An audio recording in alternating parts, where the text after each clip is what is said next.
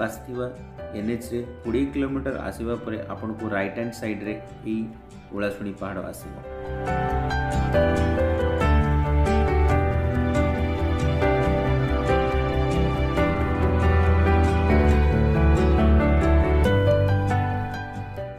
Friends, सन्थ अरखित दास को नाम रे एई स्थान नामित। किंतु सन्थ अरखित दास किए?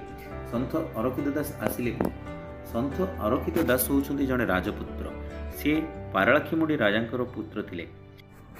से जेतेबेले पाठ पढ़ुथिले सेही समय ये वैराग्यत्व को से अनुसरण करथिले। आउ तांको ना आगुरु अरखित दास नथिला। अरखित दास हबारे तांको पछरे गोटे कथा अछि। जेतेबेले से पाठ पढ़ुथिले सी कोन करथिले ना जणे वृद्धांकर घरर बाड़ी रे कदली पत्र चोरी करुथुवा समय तांको जणे वृद्धा किए से अरखित मो बाड़ी कदली पत्र नौची बोली उच्चारण करथिला। आ सेहिठारु तांको ना अरखित दास हेइतिला।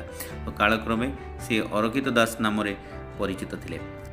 से एई पहाड़ ओलाशुणी पहाड़ तले थिबा माँ ओलाशुणी को आज्ञा रे एइठी प्रभु को से उपासना करथिले। आ सेबेठारु एई जगह को ओलाशुणी पहाड़ तथा अरखित दास को पीठ कुआ जाए।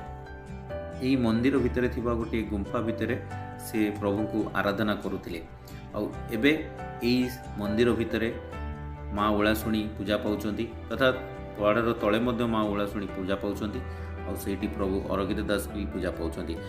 आउ एठी आउ गोटे कथा, प्रभु अरखित दास हमर कृष्ण भगवान ठारू पाइथिबा बांसुरी भी एठी पूजा पाउछि। आपण जेतेबेले एई जगह को बुली आसीबे से बांसुरी रो भी दर्शन करि परिबे।